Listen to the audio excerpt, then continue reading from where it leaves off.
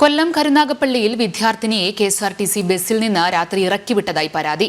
Ticket തുകയിൽ കുറവ് വന്നതിന്റെ പേരിലാണ് ഇറക്കിവിട്ടതെന്ന് വിദ്യാർത്ഥിനി. ചെറിയകീഴിൽ സ്വദേശി സാജു ശ്രീവള്ളി ദമ്പതികളുടെ മകൾക്കാണ് ദുരനുഭവമുണ്ടായത്. കരുനാഗപ്പള്ളി ചെറിയഴീക്കൽ സ്വദേശിയായ 8ാം ക്ലാസ് വിദ്യാർത്ഥിനിയെ കെഎസ്ആർടിസി ബസ്സിലെ വനിതാ കണ്ടക്ടർ വഴിയിൽ ഇറക്കിവിട്ടെന്നാണ് പരാതി. ടിക്കറ്റ് ചാർജ് കുറവുണ്ടെന്ന കാരണത്താൽ രാത്രി വഴിയിൽ ഇറക്കിവിട്ടെന്നാണ് വിദ്യാർത്ഥിനിയുടെ ആരോപണം. കയറി ആൻറ്റി പെട്ടെന്ന് വന്ന് ടിക്കറ്റ് അടിക്കാൻ നേരത്ത് 15 രൂപ എന്ന് കണ്ടപ്പോൾ ഞാൻ പറഞ്ഞു, എൻ്റെ ഇത്രയും പൈസ ഇല്ല, 2-3 രൂപയുടെ കുറവെങ്ങാണ്ടുണ്ടെന്ന് പറഞ്ഞു ഇല്ല, കാർഡ് വേണം അല്ലെങ്കിൽ പൈസ മുഴുവനായി അടയ്ക്കണമെന്ന് പറഞ്ഞു.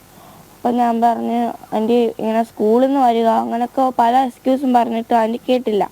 ആൻറ്റി പെട്ടെന്ന് ബെല്ലടിച്ച് എന്നെ ഇറക്കി വിട്ട്.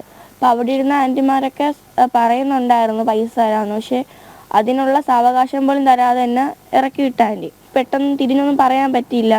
ബസ് പെട്ടെന്ന് നിർത്തി പെട്ടെന്ന് ഇറക്കി വിട്ടപ്പോൾ പെട്ടെന്ന് എനിക്ക് ആൻറ്റിയോടൊന്നും പറയാൻ പറ്റിയില്ല. മനുഷ്യത്വരഹിതമായ സമീപനമാണ് കണ്ടക്ടറുടെ ഭാഗത്തുനിന്നുണ്ടായതെന്ന് വീട്ടുകാരും പരാതിപ്പെടുന്നു.